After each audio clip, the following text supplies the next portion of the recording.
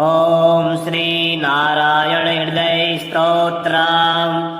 अस्य श्री नारायण हृदय स्तोत्र महामन्त्रस्य ब्रह्मा ऋषिः अनुष्टुप् छन्दः। नारायणो देवता नारायणप्रीत्यर्थे जपे विनियोगः। ध्यानम् उद्यद्दादित्यसङ्कासम् पीतवासाम् चतुर्भुजाम् शङ्खचक्रगदापाणिम् ध्याये लक्ष्मीपतिम् हरिम्। त्रैलोक्याधारचक्रम् तदुपरि कमठम् तत्र चानन्तभोगी। तन्मध्ये भूमिपद्माकुशशिखरदलम् कर्णिकाभूतमेरुम्। तत्रत्रम् शान्तमूर्तिम् मणिमयमकुटम् कुण्डलोद्भासिताङ्गम् लक्ष्मीनारायणाख्यम् सरसिजनयनम् सन्ततम् चिन्तयामः। ॐ नारायणः परम् ज्योति आत्मा नारायणः परः। नारायणः परम् ब्रह्म नारायण नमोऽस्तुते। नारायणः परो देवो धाता नारायणः परः। नारायणः परो धाता नारायण नमोऽस्तुते। नारायणः परम् धाम ध्यानम् नारायणः परः। नारायण परो धर्मो नारायण नमोऽस्तुते। नारायणः परो देवो विद्या नारायणः परः। विश्वम् नारायणः साक्षात् नारायण नमोऽस्तुते। नारायणाद् विधिर्जातो जातो नारायणाद् भवः। जातो नारायणादिन्द्रो नारायण नमोऽस्तुते। रविर्नारायणस्तेजः चन्द्रो नारायणो महा। वह्नि नारायणः साक्षात् नारायण नमोऽस्तुते। नारायण उपास्यः स्यात् गुरुर्नारायणः परः। नारायणः परो बोधो नारायण नमोऽस्तुते। नारायणः फलम् मुख्यम् सिद्धिर्नारायणः सुखाम्। हरिर्नारायणः शुद्धिर्नारायण नमोऽस्तुते। निगमा वेदितानन्त कल्याणगुणवारिधि नारायण नमस्तेस्तु नरकारणवतारक। जन्म मृत्यु जरा व्याधि पारतन्त्रादिभिः सदा दोषे स्पृष्टरूपाय नारायण नमोऽस्तुते। वेदशास्त्रार्थ विज्ञान साधभक्तिगोचर नारायण नमस्तेस्तु मामुद्धर भवार्णवात्। नित्यानन्द महोदार परात्पर जगत्प्रदे नारायण नमस्तेस्तु मोक्ष साम्राज्यदायिने। आब्रह्मस्त्रब्रह्मपर्यन्ता मखिलात्ममहाश्रया सर्वभूतात्मभूतात्मन् नारायण नमोऽस्तुते। पालिताशेषलोकाय पुण्यश्रवणकीर्तना नारायण नमस्तेस्तु फलयोदकसायिने। निरस्त सर्वदोषाय भक्त्यादिगुणदायिने नारायण नमस्तेस्तु त्वाम् विना नहि मे गतिः।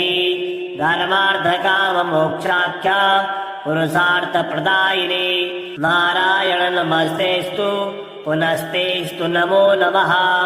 नारायणस्त्वमेवासि दहराख्ये हृदि स्थितः। प्रेरिता प्रेयमाणानाम् त्वया प्रेरितमानसः।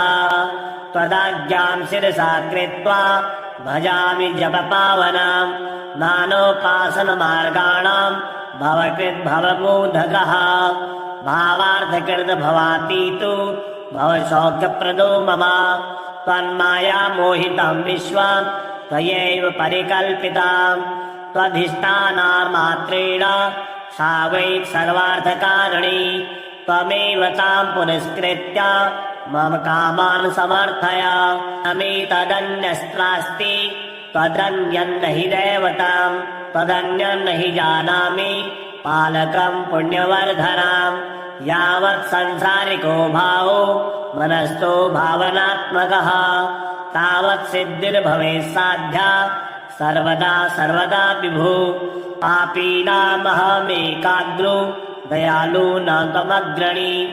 दैनीवो मदन्योऽस्ति तौ कोत्र जगत्त्रयी त्वयाहं नैव सृष्टेश्चेत् न स्यात् तव दयालुता आमयो वा न सृष्टे चेत् दोषद्धस्य पृथोदयः पापसङ्गपरिश्रान्तः पापात्मा पापरूपधृ त्वदन्यः कोत्र पापेभ्यः त्रातास्ति जगत्तले त्वमेव माता च पिता त्वमेव बन्धु सखा त्वमेव विद्या द्रविणं त्वमेव सर्वं मम देव प्रार्थनादकं चैव मूलाष्टक्रमतः परां यः पठे शृणुया नित्यं तस्य लक्ष्मी शिरा भवेत् नारायणस्य हृदयं सर्वाभीष्टफलप्रदां लक्ष्मी हृदयकं स्तोत्रं यदि चेत् विना कृतं तत्सर्वं निष्फलं प्रोक्तं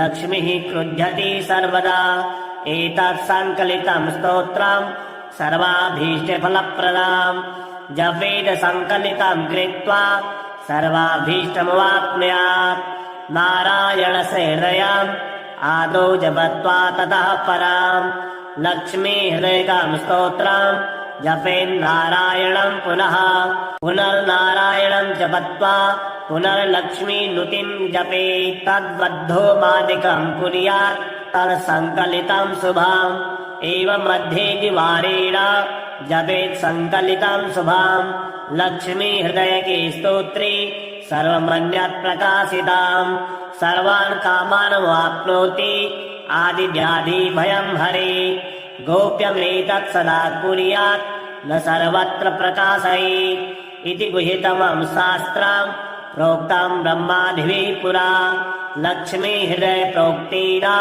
विधिना साधयेत् सुधिः तस्मात् सर्वप्रयत्नेन साधयेत् गोपेत् सुधिः तत्पुस्तकं तिष्ठेत् लक्ष्मीनारायणात्मकम् भूतपैशाच वेताला भयं नैव तु सर्वदा भृग्वारे तदरात्रो पूजयेत् पुस्तकद्वयम् सर्वदा स्तुत्यां गोपेत् साधयेत् सुधि गोपनाथ साधना लोके धन्यो भवति तत्त्वतः ध्यानम् उद्यद्दादित्यसङ्कासं पीतवासां चतुर्भुजां शङ्खचक्रगदापाणिं ध्याये लक्ष्मीपतिं हरिं त्रैलोक्याधारचक्रं तदुपरि कमठं तत्र चानन्तभोगी तन्मध्ये भूमिपदमाकुशशिखरदलं कर्णिकाभूतमेरुं तत्रत्यं शान्तमूर्तिं मणिमयमकुटं कुण्डलोद्भासिताङ्गं लक्ष्मीनारायणाख्यं सरसिजनयनं सन्ततं चिन्तयामः ॐ नारायणः परं ज्योति आत्मा नारायणः परः नारायणः परं ब्रह्म नारायण नमोऽस्तुते नारायणः परो देवो धाता नारायणः परः नारायणः परो धाता नारायण नमोऽस्तुते नारायणः परं धाम ध्यानं नारायणः परः नारायण परो धर्मो नारायण नमोऽस्तुते नारायणः परो देवो विद्या नारायणः परः विश्वं नारायणः साक्षात् नारायण नमोऽस्तुते नारायणाद् विधिर्जातो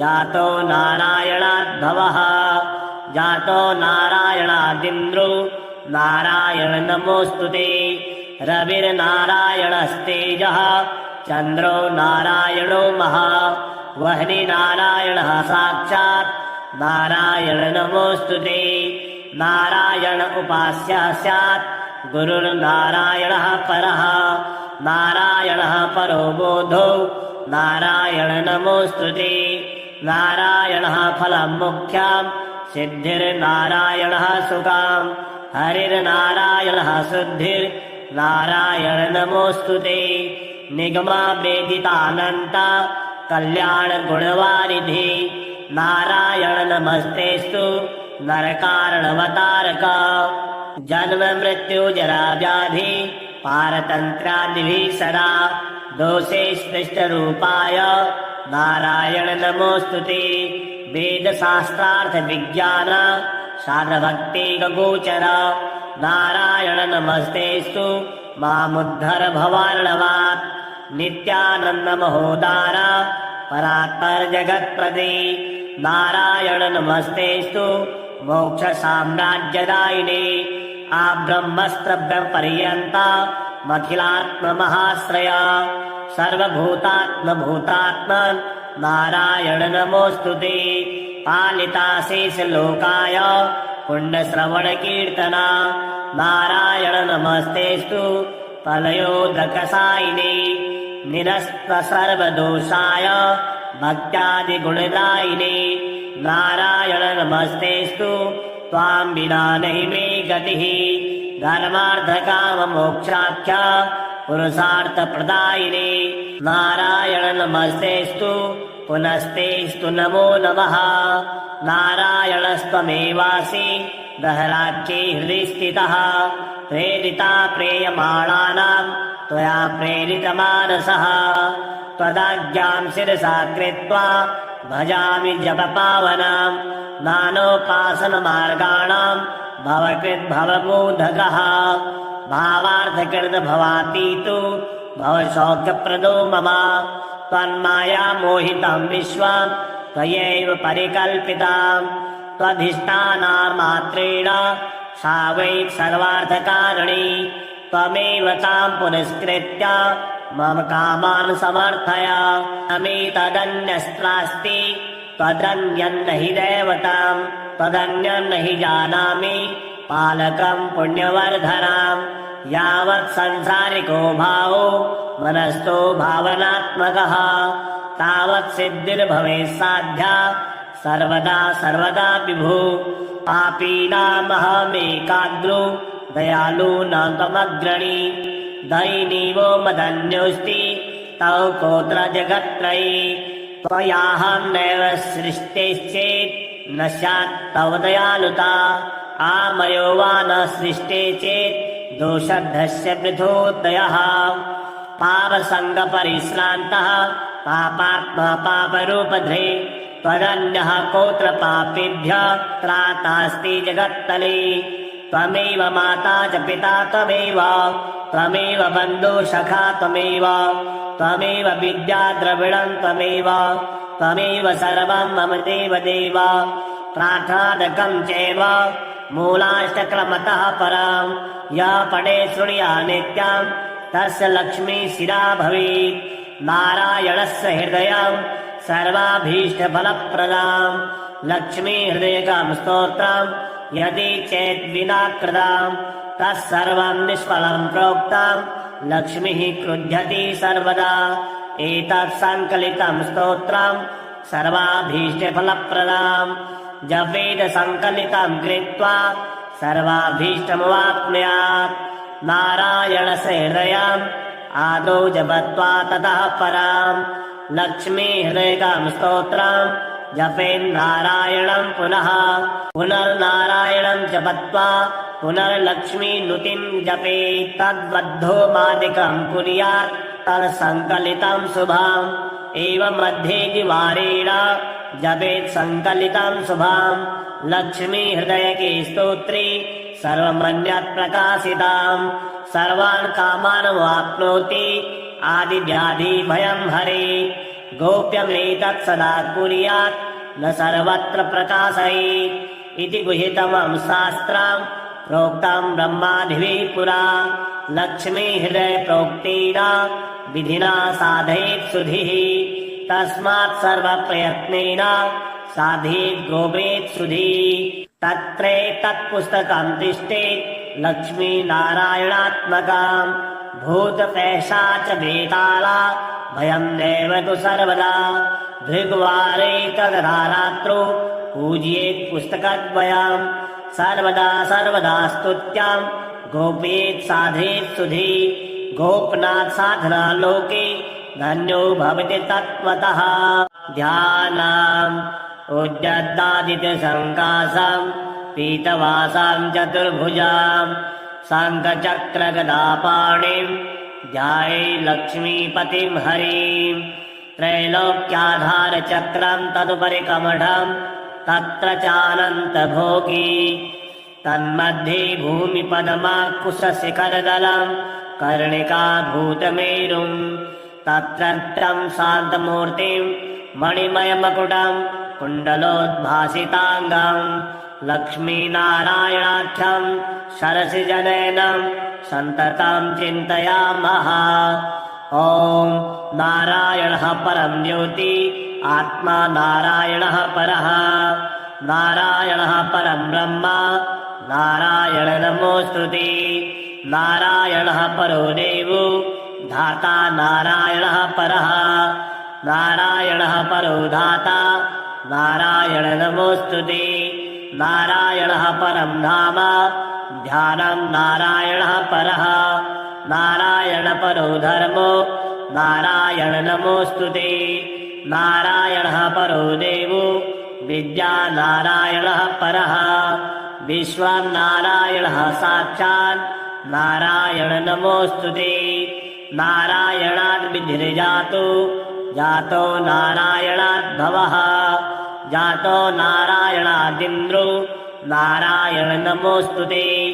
रविर्नारायणस्तेजः चन्द्रो नारायणो महा। वह्नि नारायणः साक्षात् नारायण नमोऽस्तुते। नारायण उपास्यः स्यात् गुरुर्नारायणः परः। नारायणः परो बोधो नारायण नमोऽस्तुते। नारायणः फलं मुख्यं सिद्धिर्नारायणः सुखं। हरिर्नारायणः शुद्धिर्नारायण नमोऽस्तुते। निगमा वेदितानन्ता कल्याणगुणवारिधि नारायण नमस्तेस्तु नरकारणवतारक। जन्म मृत्यु जरा व्याधि पारतन्त्रादिभिः सदा दोषे स्पृष्टरूपाय नारायण नमोऽस्तुते। वेदशास्त्रार्थ विज्ञान साधभक्तिगोचर नारायण नमस्तेस्तु मामुद्धर भवार्णवात्। नित्यानन्दमहोदार परात्पर जगत्प्रदे नारायण नमस्तेस्तु मोक्षसाम्राज्यदायिने। आब्रह्मस्त्रब्रह्मपर्यन्ता मखिलात्ममहाश्रया सर्वभूतात्मभूतात्मन् नारायण नमोऽस्तुते। पालिता शेषलोकाय पुण्यश्रवणकीर्तना नारायण नमस्तेस्तु फलयोदकसायिने। निरस्त सर्वदोषाय भक्त्यादिगुणदायिने नारायण नमस्तेस्तु त्वां विना नहि मे गतिः। धर्मार्थकाममोक्षाख्य पुरुषार्थप्रदायिने नारायण नमस्तेस्तु पुनस्तेस्तु नमो नमः। नारायणस्त्वमेवासि दहराख्ये हृदि स्थितः। प्रेरिता प्रेयमाणानां त्वया प्रेरितमानसः। त्वदाज्ञां शिरसा कृत्वा भजामि जपपावनां। नानोपासनमार्गाणां भवकृद्भवबोधकः। भावार्थकृत् भवातीतो भवसौख्यप्रदो मम। त्वन्माया मोहितं विश्वं त्वयैव परिकल्पिताम्। त्वधिष्ठानान्मात्रेण सा वै सर्वार्थकारिणी। त्वमेव तां पुरस्कृत्य मम कामान् समर्थय। अमेतदन्यस्त्रास्ति त्वदन्यं न हि दैवतं। त्वदन्यं न हि जानामि पालकं पुण्यवर्धनम्। यावत् संसारिको भावो मनस्थो भावनात्मकः तावत् सिद्धिर्भवेत् साध्या सर्वदा सर्वदा विभो। पापीनामहमेकाग्रो दयालूनां त्वमग्रणी। दयिनीवो मदन्योऽस्ति तव कोत्र जगत्त्रयी। त्वयाहं नैव सृष्टेश्चेत् न स्यात् तव दयालुता। आमयो वा न सृष्टे चेत् दोषद्धस्य पृथोदयः। पापसङ्गपरिश्रान्तः पापात्मा पापरूपधृ। त्वदन्यः कोत्र पापेभ्यः त्रातास्ति जगत्तले। त्वमेव माता च पिता त्वमेव त्वमेव बन्धु सखा त्वमेव त्वमेव विद्या द्रविणं त्वमेव सर्वं मम देव देव प्रार्थनादकं चैव मूलाष्टक्रमतः परं यः पठे शृणुया नित्यं तस्य लक्ष्मी शिरा भवेत् नारायणस्य हृदयं सर्वाभीष्टफलप्रदां लक्ष्मी हृदयकं स्तोत्रं यदि चेद्विना कृतं तत्सर्वं निष्फलं प्रोक्तं लक्ष्मीः क्रुध्यति सर्वदा एतत् सङ्कलितं स्तोत्रं सर्वाभीष्टफलप्रदां जपेद सङ्कलितं कृत्वा सर्वाभीष्टमवाप्नुयात् नारायणस्य हृदयम् आदौ जपत्वा ततः परां लक्ष्मी हृदयकं स्तोत्रं जपेन्नारायणं पुनर्नारायणं जपत्वा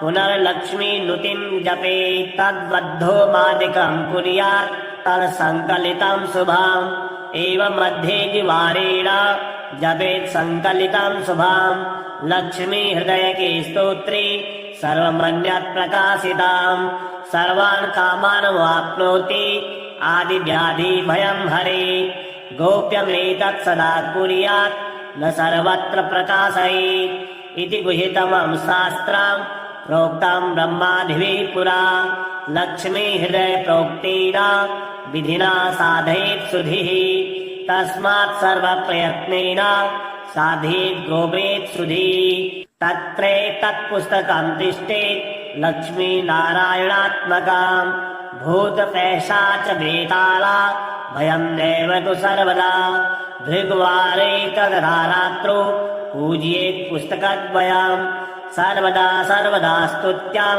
गोपेत् साधयेत् सुधि गोपनाथ साधना लोके धन्यो भवति तत्त्वतः ध्यानम् उद्यद्दादित्यसङ्कासं पीतवासां चतुर्भुजां शङ्खचक्रगदापाणिं ध्याये लक्ष्मीपतिं हरिं त्रैलोक्याधारचक्रं तदुपरि कमठं तत्र चानन्तभोगी तन्मध्ये भूमिपदमाकुशशिखरदलं कर्णिकाभूतमेरुं तत्रत्रं शान्तमूर्तिं मणिमयमकुटं कुण्डलोद्भासिताङ्गं लक्ष्मीनारायणाख्यं सरसिजनयनं सन्ततं चिन्तयामः ॐ नारायणः परं ज्योति आत्मा नारायणः परः नारायणः परं ब्रह्म नारायण नमोऽस्तुते नारायणः परो देवो धाता नारायणः परः नारायणः परो धाता नारायण नमोऽस्तुते नारायणः परं धाम ध्यानं नारायणः परः नारायण परो धर्मो नारायण नमोऽस्तुते नारायणः परो देवो विद्या नारायणः परः विश्वं नारायणः साक्षात् नारायण नमोऽस्तुते नारायणाद् विधिर्जातो जातो नारायणाद् भवः जातो नारायणादिन्द्रो नारायण नमोऽस्तुते रविर्नारायणस्तेजः चन्द्रो नारायणो महा वह्नि नारायणः साक्षात् नारायण नमोऽस्तुते नारायण उपास्यः स्यात् गुरुर्नारायणः परः नारायणः परो बोधो नारायण नमोऽस्तुते नारायणः फलं मुख्यं सिद्धिर्नारायणः सुखं हरिर्नारायणः शुद्धिर्नारायण नमोऽस्तुते निगमा वेदितानन्त कल्याणगुणवारिधि नारायण नमस्तेस्तु नरकारणवतारक जन्म मृत्यु जरा व्याधि पारतन्त्रादिभिः सदा दोषे स्पृष्टरूपाय नारायण नमोऽस्तुते वेदशास्त्रार्थ विज्ञान साधभक्तिगोचर नारायण नमस्तेस्तु मामुद्धर भवार्णवात् नित्यानन्द महोदार परात्पर जगत्प्रदे नारायण नमस्तेस्तु मोक्ष साम्राज्यदायिने आब्रह्मस्त्रभ्यपर्यन्ता मखिलात्म महाश्रया सर्वभूतात्म भूतात्मन् नारायण नमोऽस्तु ते। पालिता शेषलोकाय पुण्यश्रवणकीर्तना नारायण नमस्तेऽस्तु फलयोदकसायिने। निरस्तसर्वदोषाय भक्त्यादिगुणदायिने नारायण नमस्तेऽस्तु त्वां विना नहि मे गतिः। धर्मार्थकाममोक्षाख्य पुरुषार्थप्रदायिने नारायण नमस्तेऽस्तु पुनस्तेऽस्तु नमो नमः। नारायणस्त्वमेवासि दहराख्ये हृदि स्थितः प्रेरिता प्रेयमाणानां त्वया प्रेरितमानसः। त्वदाज्ञां शिरसा कृत्वा भजामि जपपावनां नानोपासनमार्गाणां भवकृद्भवबोधकः। भावार्थकृत भवातीतो भवसौख्यप्रदो मम। त्वन्माया मोहितं विश्वं त्वयैव परिकल्पितां त्वधिष्ठानामात्रेण सा वै सर्वार्थकारिणी। त्वमेव तां पुरस्कृत्य मम कामान् समर्थय। मे तदन्यस्त्रास्ति त्वदन्यन्न हि दैवतां त्वदन्यन्न हि जानामि पालकं पुण्यवर्धनां। यावत् संसारिको भावो मनस्थो भावनात्मकः तावत् सिद्धिर्भवेत् साध्या सर्वदा सर्वदा विभो। पापीनामहमेकाग्रो दयालूनां त्वमग्रणी। दयिनीवो मदन्योऽस्ति तव कोत्र जगत्त्रयी। त्वयाहं नैव सृष्टेश्चेत् न स्यात् तव दयालुता। आमयो वा न सृष्टे चेत् दोषद्धस्य पृथोदयः। पापसङ्गपरिश्रान्तः पापात्मा पापरूपधृ त्वदन्यः कोत्र पापेभ्यः त्रातास्ति जगत्तले। त्वमेव माता च पिता त्वमेव त्वमेव बन्धु सखा त्वमेव त्वमेव विद्या द्रविणं त्वमेव त्वमेव सर्वं मम देव देव। प्रार्थनादकं चैव मूलाष्टक्रमतः परं यः पठे शृणुया नित्यं तस्य लक्ष्मी शिरा भवेत्। नारायणस्य हृदयं सर्वाभीष्टफलप्रदां लक्ष्मी हृदयकं स्तोत्रं यदि चेत् विना कृतं तत्सर्वं निष्फलं प्रोक्तं लक्ष्मीः क्रुध्यति सर्वदा। एतत् सङ्कलितं स्तोत्रं सर्वाभीष्टफलप्रदां जपेद सङ्कलितं कृत्वा सर्वाभीष्टमवाप्नुयात्। नारायणस्य हृदयम् आदौ जपत्वा ततः परं लक्ष्मी हृदयकं स्तोत्रं जपेन्नारायणं पुनः पुनर्नारायणं जपत्वा पुनर्लक्ष्मी नुतिं जपेत्। तद्बद्धो मादिकं कुर्यात् तत्सङ्कलितं शुभम्। एवं मध्ये द्विवारेण जपेत् सङ्कलितं शुभम्। लक्ष्मी हृदयके स्तोत्रे सर्वमन्यत् प्रकाशिताम् सर्वान् कामान् वाप्नोति आदिव्याधि भयं हरे। गोप्यमेतत् सदा कुर्यात् न सर्वत्र प्रकाशयेत् इति गुह्यतमं शास्त्रं प्रोक्तं ब्रह्मादिभिः पुरा। लक्ष्मी हृदय प्रोक्तेन विधिना साधयेत् सुधिः तस्मात् सर्वप्रयत्नेन साधयेत् गोपेत् सुधिः। तत्रैतत्पुस्तकं तिष्ठेत् लक्ष्मी नारायणात्मकं भूतपैशाच वेताला भयं नैव तु सर्वदा। भृग्वारे तदरात्रो पूजयेत् पुस्तकद्वयं सर्वदा सर्वदा स्तुत्यां गोपेत् साधयेत् सुधि। गोपनाथ साधना लोके धन्यो भवति तत्त्वतः। ध्यानम् उद्यद्दादित्यसङ्कासं पीतवासां चतुर्भुजां शङ्खचक्रगदापाणिं ध्याये लक्ष्मीपतिं हरिं। त्रैलोक्याधारचक्रं तदुपरि कमठं तत्र चानन्तभोगी तन्मध्ये भूमिपद्माकुशशिखरदलं कर्णिकाभूतमेरुं तत्रत्यं शान्तमूर्तिं मणिमयमकुटं कुण्डलोद्भासिताङ्गं लक्ष्मीनारायणाख्यं सरसिजनयनं सन्ततं चिन्तयामः।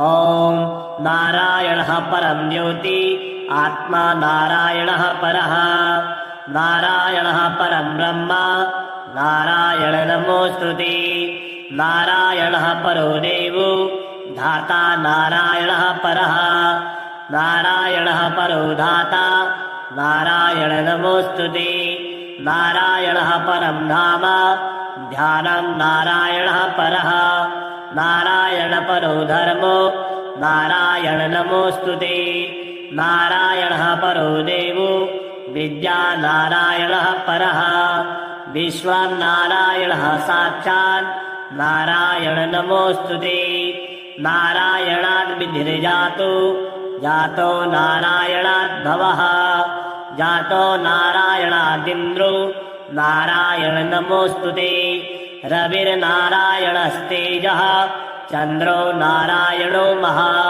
वह्नि नारायणः साक्षात् नारायण नमोऽस्तुते नारायण उपास्यः स्यात् गुरुर्नारायणः परः नारायणः परो बोधो नारायण नमोऽस्तुते नारायणः फलं मुख्यं सिद्धिर्नारायणः सुखं हरिर्नारायणः शुद्धिर्नारायण नमोऽस्तुते निगमा वेदितानन्त कल्याणगुणवारिधि नारायण नमस्तेस्तु नरकारणवतारक जन्म मृत्यु जरा व्याधि पारतन्त्रादिभिः सदा दोषे स्पृष्टरूपाय नारायण नमोऽस्तुते वेदशास्त्रार्थ विज्ञान शास्त्रभक्ति गोचर नारायण नमस्तेस्तु मामुद्धर भवार्णवात् नित्यानन्द महोदार परात्पर जगत्प्रदे नारायण नमस्तेस्तु मोक्ष साम्राज्यदायिने आब्रह्मस्त्रभ्य पर्यन्ता मखिलात्म महाश्रया सर्वभूतात्मभूतात्मन् नारायण नमोऽस्तुते पालिताशेष लोकाय पुण्यश्रवण कीर्तना नारायण नमस्तेस्तु प्रलयोदकसायिने निरस्त सर्वदोषाय भक्त्यादिगुणदायिने नारायण नमस्तेस्तु त्वां विना नहि मे गतिः धर्मार्थकाममोक्षाख्या पुरुषार्थप्रदायिने नारायण नमस्तेस्तु पुनस्तेस्तु नमो नमः नारायणस्त्वमेवासि दहराख्ये हृदि स्थितः प्रेरिता प्रेयमाणानां त्वया प्रेरितमानसः त्वदाज्ञां शिरसा कृत्वा भजामि जपपावनां नानोपासनमार्गाणां भवकृद्भवबोधकः भावार्थकृत भवातीतो भवसौख्यप्रदो मम त्वन्माया मोहितं विश्वं त्वयैव परिकल्पितां त्वधिष्ठानान्मात्रेण सा वै सर्वार्थकारिणी त्वमेव तां पुरस्कृत्य मम कामान् समर्थय अमेतदन्यस्त्रास्ति त्वदन्यन्न हि दैवतां त्वदन्यन्न हि जानामि पालकं पुण्यवर्धनां यावत् संसारिको भावो मनस्थो भावनात्मकः तावत् सिद्धिर्भवेत् साध्या सर्वदा सर्वदा विभो पापीनामहमेकाग्रो दयालूनां त्वमग्रणी दैनीवो मदन्योऽस्ति तौ कोत्र जगत्त्रयी त्वयाहं नैव सृष्टेश्चेत् न स्यात् तव दयालुता आमयो वा न सृष्टे चेत् दोषद्धस्य पृथोदयः पापसङ्गपरिश्रान्तः पापात्मा पापरूपधृ त्वदन्यः कोत्र पापेभ्यः त्रातास्ति जगत्तले त्वमेव माता च पिता त्वमेव त्वमेव बन्धु सखा त्वमेव त्वमेव विद्या द्रविणं त्वमेव त्वमेव सर्वं मम देव देव प्रार्थनादकं चैव मूलाष्टक्रमतः परं यः पठे शृणुया नित्यं तस्य लक्ष्मी शिरा भवेत् नारायणस्य हृदयं सर्वाभीष्टफलप्रदां लक्ष्मी हृदयकं स्तोत्रं यदि चेत् विना कृतं तत्सर्वं निष्फलं प्रोक्तं लक्ष्मीः क्रुध्यति सर्वदा एतत् सङ्कलितं स्तोत्रं सर्वाभीष्टफलप्रदाम् जपेद सङ्कलितं कृत्वा सर्वाभीष्टमवाप्नुयात् नारायणस्य हृदयम् आदौ जपत्वा ततः पराम् लक्ष्मी हृदयकं स्तोत्रम् जपेन्नारायणं पुनः पुनर्नारायणं जपत्वा पुनर्लक्ष्मी नुतिं जपेत् तद्बद्धो मादिकं कुर्यात् तत्सङ्कलितं शुभम् एवं मध्ये द्विवारेण जपेत् सङ्कलितं शुभम् लक्ष्मी हृदयके स्तोत्रे सर्वमन्यत् प्रकाशिताम् सर्वान् कामान् वाप्नोति आदिव्याधि भयं हरे गोप्यमेतत् सदा कुर्यात् न सर्वत्र प्रकाशयेत् इति गुह्यतमं शास्त्रं प्रोक्तं ब्रह्मादिभिः पुरा लक्ष्मी हृदय प्रोक्तेन विधिना साधयेत् सुधिः तस्मात् सर्वप्रयत्नेन साधयेत् गोपेत् सुधिः तत्पुस्तकं तिष्ठेत् लक्ष्मीनारायणात्मकम् भूतपैशाच वेताला भयं नैव तु सर्वदा भृग्वारे तदरात्रो पूजयेत् पुस्तकद्वयम् सर्वदा स्तुत्यां गोपेत् साधयेत् सुधि गोपनाथ साधना लोके धन्यो भवति तत्त्वतः ध्यानम् उद्यद्दादित्य सङ्कासम् पीतवासां चतुर्भुजाम् शङ्खचक्रगदापाणिम् ध्याये लक्ष्मीपतिं हरिम् त्रैलोक्याधारचक्रम् तदुपरि कमठम् तत्र चानन्तभोगी तन्मध्ये भूमिपदमाकुशशिखरदलम् कर्णिकाभूतमेरुम् तत्रत्यं शान्तमूर्तिम् मणिमयमकुटम्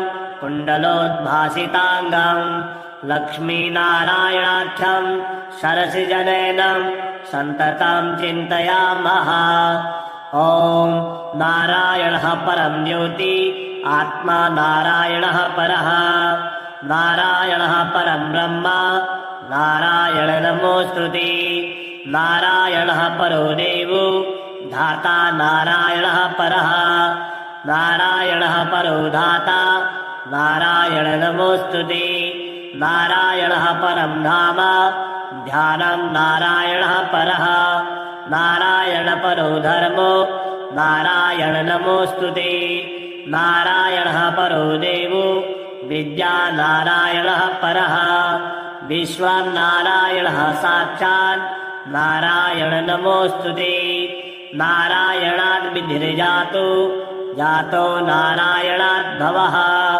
जातो नारायणादिन्द्रो नारायण नमोऽस्तुते रविर्नारायणस्तेजः चन्द्रो नारायणो महा वह्नि नारायणः साक्षात् नारायण नमोऽस्तुते नारायण उपास्यः स्यात् गुरुर्नारायणः परः नारायणः परो बोधो नारायण नमोऽस्तुते नारायणः फलं मुख्यम् सिद्धिर्नारायणः सुखाम् हरिर्नारायणः शुद्धिर्नारायण नमोऽस्तुते निगमा वेदितानन्त कल्याण गुणवारिधि नारायण नमस्तेस्तु नरकारणवतारक जन्म मृत्यु जरा व्याधि पारतन्त्रादिभिः सदा दोषे स्पृष्टरूपाय नारायण नमोऽस्तुते वेदशास्त्रार्थ विज्ञान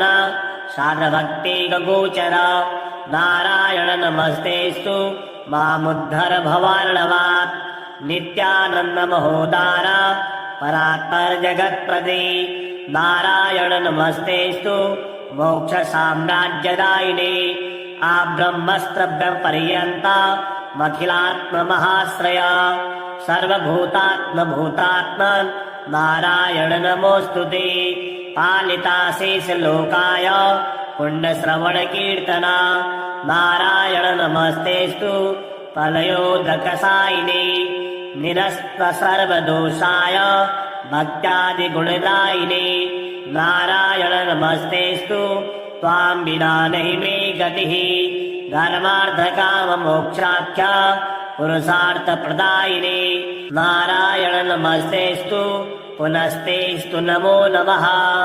नारायणस्त्वमेवासि दहराख्ये हृदि स्थितः प्रेरिता प्रेयमाणानां त्वया प्रेरितमानसः त्वदाज्ञां शिरसा कृत्वा भजामि जपपावनां नानोपासनमार्गाणां भवकृद्भवबोधकः भावार्थकृत भवातीतु भवसौख्यप्रदो मम त्वन्माया मोहितं विश्वं त्वयैव परिकल्पितां त्वधिष्ठानामात्रेण सा वै सर्वार्थकारिणी त्वमेव तां पुरस्कृत्य मम कामान् समर्थय अमेतदन्यस्त्रास्ति त्वदन्यन्न हि दैवतां त्वदन्यन्न हि जानामि पालकं पुण्यवर्धनाम् यावत् संसारिको भावो मनस्थो भावनात्मकः तावत् सिद्धिर्भवेत् साध्या सर्वदा सर्वदा विभो पापीनामहमेकाग्रो दयालूनां त्वमग्रणी दयिनीवो मदन्योऽस्ति तव कोत्र जगत्त्रयी त्वयाहं नैव सृष्टेश्चेत् न स्यात् तव दयालुता आमयो वा न सृष्टे चेत् दोषद्धस्य पृथोदयः पापसङ्गपरिश्रान्तः पापात्मा पापरूपधृ त्वदन्यः कोत्र पापेभ्यः त्रातास्ति जगत्तले त्वमेव माता च पिता त्वमेव त्वमेव बन्धु सखा त्वमेव त्वमेव विद्या द्रविणं त्वमेव त्वमेव सर्वं मम देव देव प्रार्थनादकं चैव मूलाष्टक्रमतः परं यः पठे शृणुया नित्यं तस्य लक्ष्मी शिरा भवेत् नारायणस्य हृदयं सर्वाभीष्टफलप्रदां लक्ष्मी हृदयकं स्तोत्रं यदि चेत् विना कृतं तत्सर्वं निष्फलं प्रोक्तं लक्ष्मीः क्रुध्यति सर्वदा एतत् सङ्कलितं स्तोत्रं सर्वाभीष्टफलप्रदां जपेद सङ्कलितं कृत्वा सर्वाभीष्टमवाप्नुयात् नारायणस्य हृदयम् आदौ जपत्वा ततः परं लक्ष्मी हृदयकं स्तोत्रं जपेन्नारायणं पुनः पुनर्नारायणं जपत्वा पुनर्लक्ष्मी नुतिं जपेत् तद्बद्धो मादिकं कुर्यात् तत्सङ्कलितं शुभम् एवं मध्ये द्विवारेण जपेत् सङ्कलितं शुभम् लक्ष्मी हृदयके स्तोत्रे सर्वमन्यत् प्रकाशिताम् सर्वान् कामान् वाप्नोति आदिव्याधि भयं हरे गोप्यमेतत् सदा कुर्यात् न सर्वत्र प्रकाशयेत् इति गुह्यतमं शास्त्रं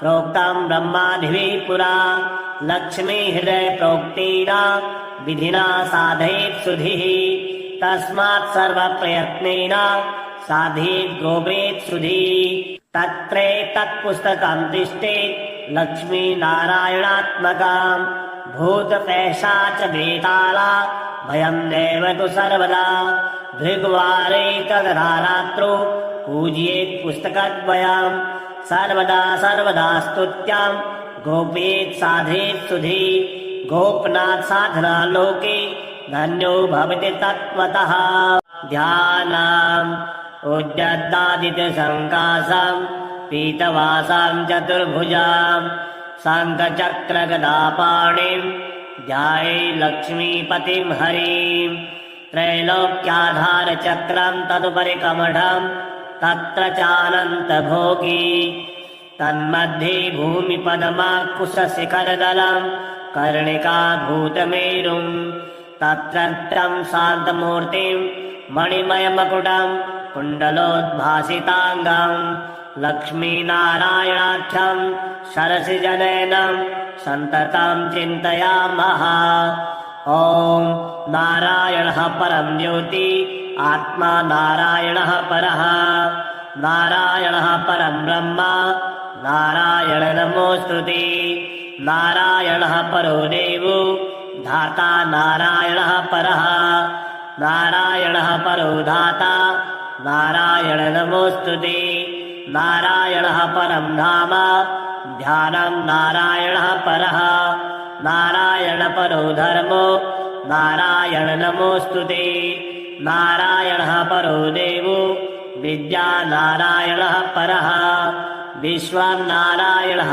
साक्षात् नारायण नमोऽस्तुते नारायणाद् विधिर्जातो जातो नारायणाद् भवः जातो नारायणादिन्द्रो नारायण नमोऽस्तुते रविर्नारायणस्तेजः चन्द्रो नारायणो महा वह्नि नारायणः साक्षात् नारायण नमोऽस्तुते नारायण उपास्यः स्यात् गुरुर्नारायणः परः नारायणः परो बोधो नारायण नमोऽस्तुते नारायणः फलं मुख्यं सिद्धिर्नारायणः सुखां हरिर्नारायणः शुद्धिर्नारायण नमोऽस्तुते निगमा वेदितानन्ता कल्याणगुणवारिधि नारायण नमस्तेस्तु नरकारणवतारक जन्म मृत्यु जरा व्याधि